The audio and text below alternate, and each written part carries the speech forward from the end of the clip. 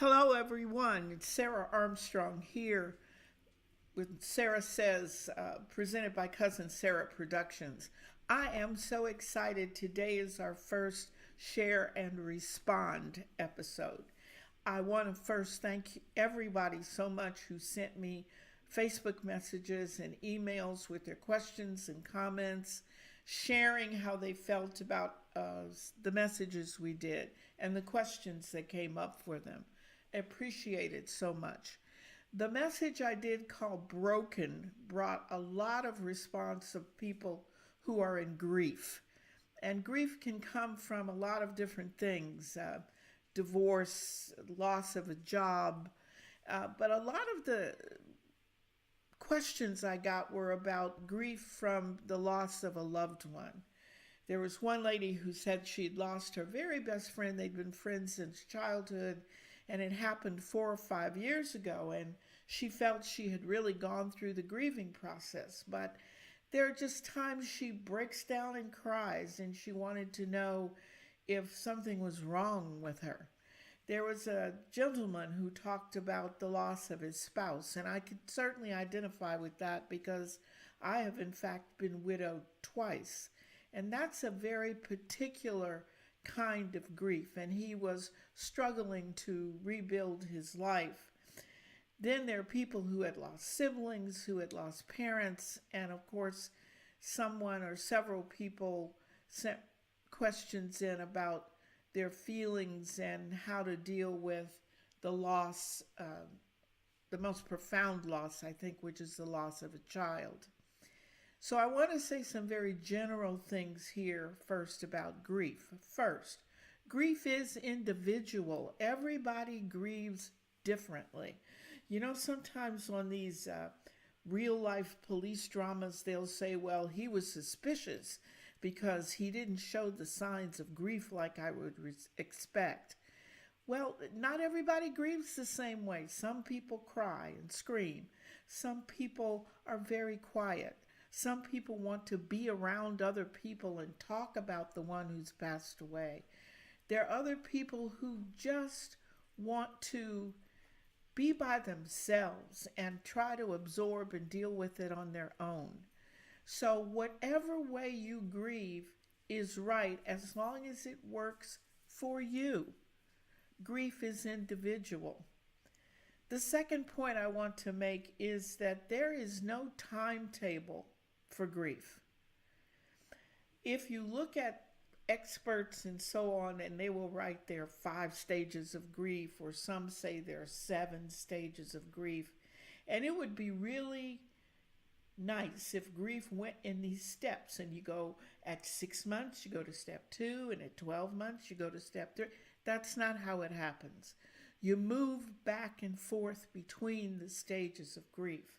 There are times when you think you're perfectly okay, you've adjusted to it, not forgotten, but adjusted to it, and then you'll hear a song, or there'll be a certain smell, or you'll pass a certain restaurant or something that brings back the memory of that loved one, and you're back to stage 1, or you break into tears, or sadness overcomes you. That's perfectly normal. We go back and forth because this grief, the truth is, will be with you always. You have to learn to live with it. That's the key. Grief does not go in a straight line. And sometimes people don't understand, and they'll say things to you, oh my goodness, that was 10 years ago. Aren't you over that yet? You don't get over it. You learn to get along with it. That's what you do. So grieve in your own way. Grieve on your own timetable. However, let me add this word of caution. If your grief is so great and so profound that you can't function, that you can't do daily things, that you can't take care of the things in your life, I would urge you to get professional help. It's very important. Grief is there, but if it's stopping you from going on and living your life, the feelings of sadness are such you can barely get up in the morning, you can't get through the day, then you need to seek some professional help. There is absolutely no shame in that. Take care of yourself, monitor yourself, seek help if you need it. There's information about grief at our website, sararmstrong.biz, sarmstrong.biz. I have a workshop that I do on grief, but also I do individual counseling on grief via Skype or Zoom. If you go to the website, sarmstrong.biz, the information you need is there, and you can reach out to us for details. So, the other thing I heard about a lot was from, I think mostly from the message that was entitled 20 Minutes, where people began to think about those things in their lives that were unresolved, the things they've been carrying around with them a long time, betrayals and hurt. And some people told me about being physically abused, being sexually abused, being sexually harassed, coming out of the Me Too movement. And the main thing that I want to say to those who shared that with me is you are not alone. There are many people who have gone through the same thing that you have. And I would urge you to get some help with that and reach out about how you can connect with others who have had your same experiences. You are people of worth, let me tell you. If someone's betrayed you or hurt you or abused you, it doesn't mean that you're less of a person. You are important. You are worthy. And many times, especially if this abuse happened to you when you're a child, but any time, it's not your fault. You are important and you deserve to be happy. You are a person of worth.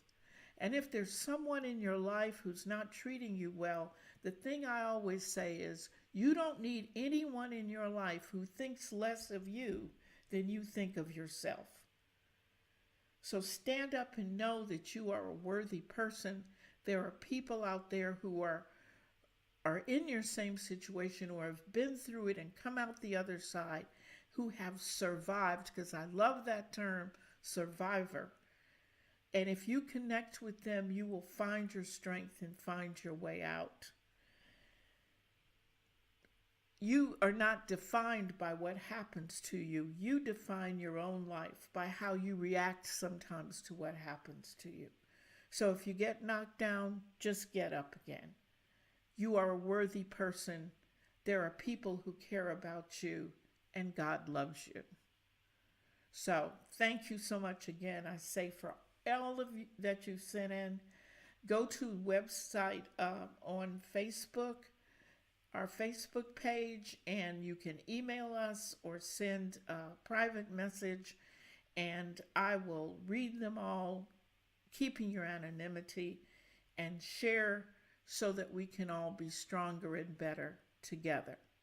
Thanks. You're worthy.